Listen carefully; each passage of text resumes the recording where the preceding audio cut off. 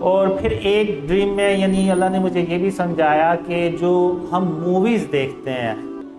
تو موویز میں ہم دیکھتے ہیں کہ وہ ہم تو زیادہ تر انڈین موویز ہی دیکھتے ہیں، تو اس میں ہر تقریباً مووی میں وہ ایک باطل خدا دکھاتے ہیں شروع میں، اور اندر بھی وہ باطل خدا کی وہ چیزیں دکھاتے ہیں کہ ہیرو ناکام ہو رہا تھا اور باطل خدا نے اس کی مدد کی اور وہ کامیاب ہو گیا۔ اور یہ پھر ہم موویز اپنے رشتہ داروں دوستوں کو بتاتے ہیں کہ آپ بھی دیکھیں بڑی اچھی یہ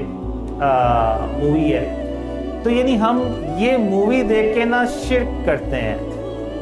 ایسا شرک جس کا ہمیں پتہ ہی نہیں ہے۔ اب اللہ جو ہے نا وہ تمام جہانوں کا رب ہے، تو فلم بے شک ایک وہ فیک سٹوری ہے، فیک جہان ہے، اس کا بھی رب اللہ رب العالمین ہی ہو سکتا ہے اور کوئی نہیں ہو سکتا۔ تو اس میں بھی اللہ کی وحدانیت ہی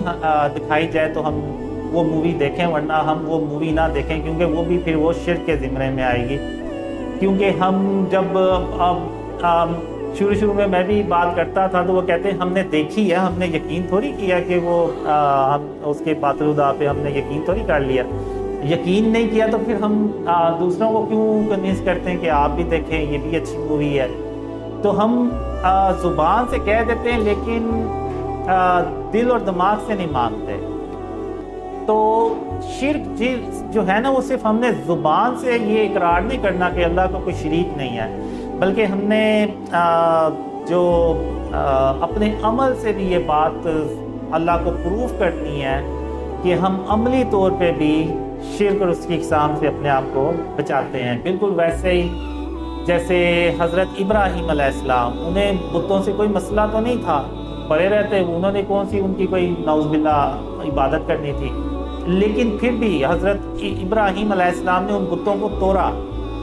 تو ان بتوں کو توڑ کے انہوں نے عملی طور پہ ثابت کیا کہ انہوں نے بھی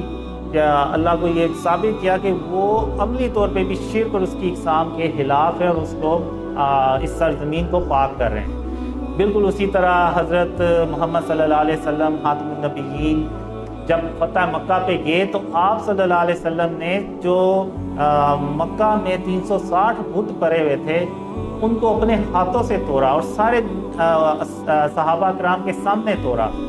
اور یہ پوری امت کے لیے قیامت تک کے لیے میسیج دے دیا کہ آپ نے بھی بت شکن بننا ہے، بتوں کو ان کو اپنے گھروں میں اپنے علاقوں میں نہیں سجانا۔ لیکن آج ہم نے خاتم النبیین محمد صلی اللہ علیہ وسلم کی اس سنت کو چھوڑ دیا، اس عمل کو چھوڑ دیا، اور وہی چیزیں ہم نے اپنے گھروں میں سجا لی۔